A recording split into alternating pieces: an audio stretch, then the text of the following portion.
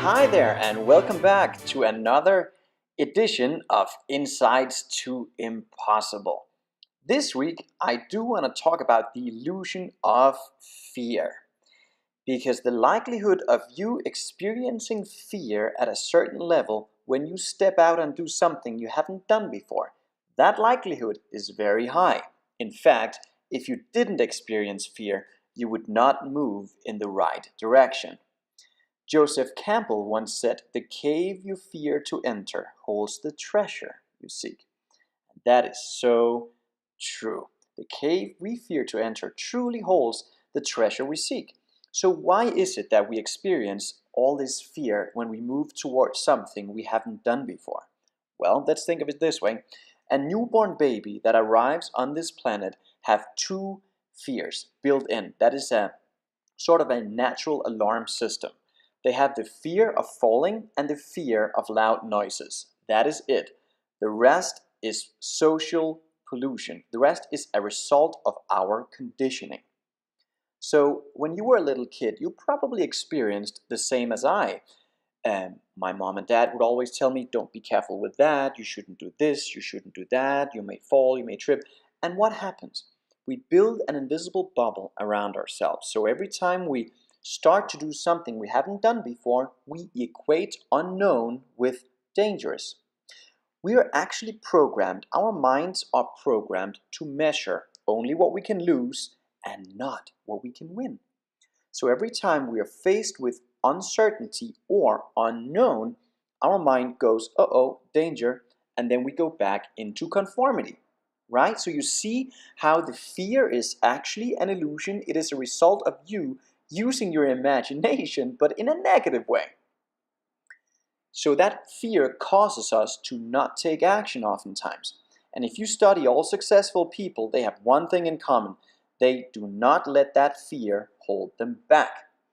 If we do, as I said, we go back into conformity, and that is not a good place to live.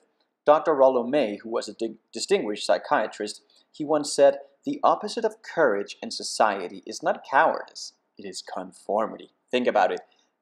Doing things like everyone else are doing them, it's not a good way to live. Conformity. Oh, not good. All right? So I've been really searching for an illusion that would illustrate this concept. And I came up with one that I think really does a phenomenal job at illustrating exactly what happens. All right. Here we have a deck of cards. And you can tell, different. They are all different. Now I'm just going to choose this one here, since it is a recording. Obviously you can't choose it, so I'll choose it, but we'll put today's date on it. So it's 2/3/18. 2nd of March, 18, and we'll write the word fear on it. All right.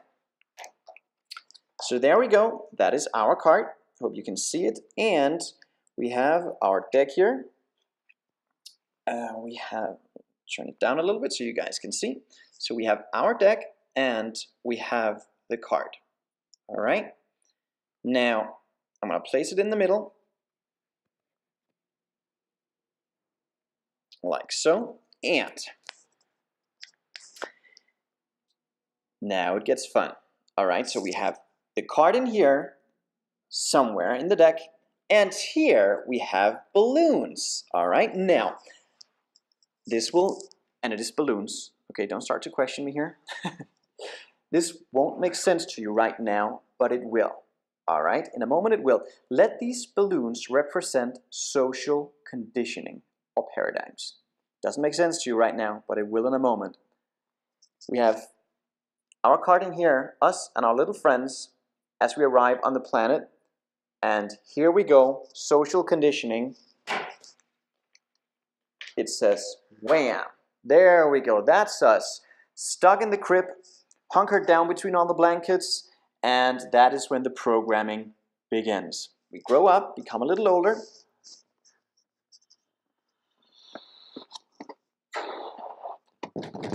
We get something called, we think it's free will, but it's really not, because the paradigm controls every move. Every time we try and do something that is slightly outside the comfort zone, we hit that invisible barrier, fear strikes, and we bounce like this right back into conformity. This is how the vast majority of people go through their entire lives, never really making it happen because irrational fear or the illusion of fear shows up and keeps them locked and wired where they are. But you are different. You will learn a technique in a moment that would enable you to actually penetrate this invisible barrier and enter a state called freedom. And it looks really magical if you can pull this off. Let's try. You may be able to see that I'm actually reaching through the balloon here with my thumb, and like magic, you are in a new state called freedom. You, if this probably is understood, you are able to penetrate that invisible barrier, and you are now in a state called freedom. Whereas the other little friends, they will stay in here locked in conformity forever.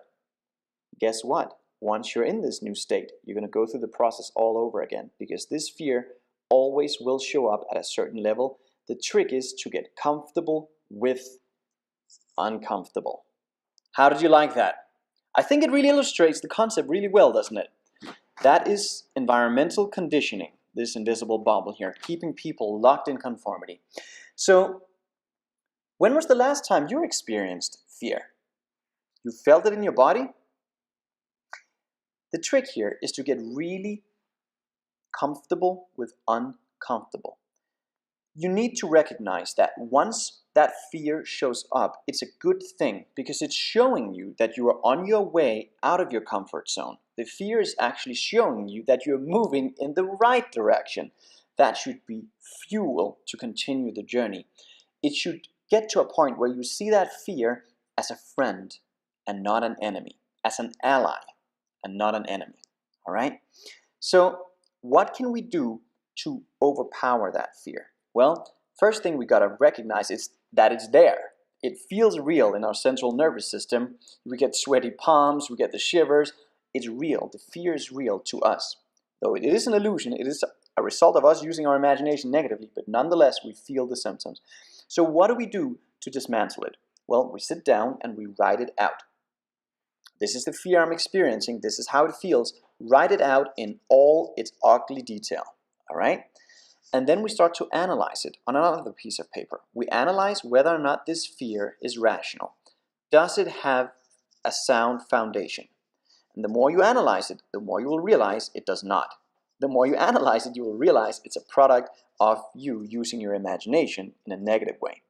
And then you will write out what you can do right now to take action and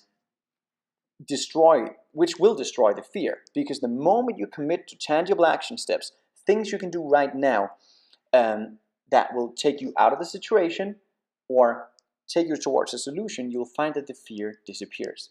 It will disappear just as fast as it came. It's a very powerful technique. Now, if you don't apply this, if you don't recognize that fear is irrational when we move towards something we haven't done before, if you don't recognize that, you will be keeping yourself in conformity. You're going to have a tendency to take a step back and then you rationalize to yourself, it was good I didn't take the chance, at least I can afford that vacation every 5 years, you know. And then we give ourselves reasons as to why it's good to stay in conformity. Isn't that crazy?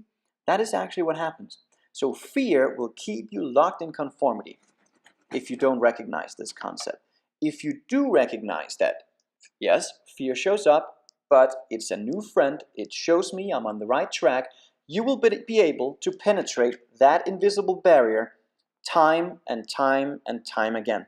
And when you do, you're constantly moving forward, you're constantly pushing the boundary towards your goals. And that will enable you to experience the magic there is in achieving the impossible for yourself. I hope you liked this week's lesson. Share it with a friend or family member that you believe could need this, and hit the like button below, of course. And as I always say, now go live the impossible.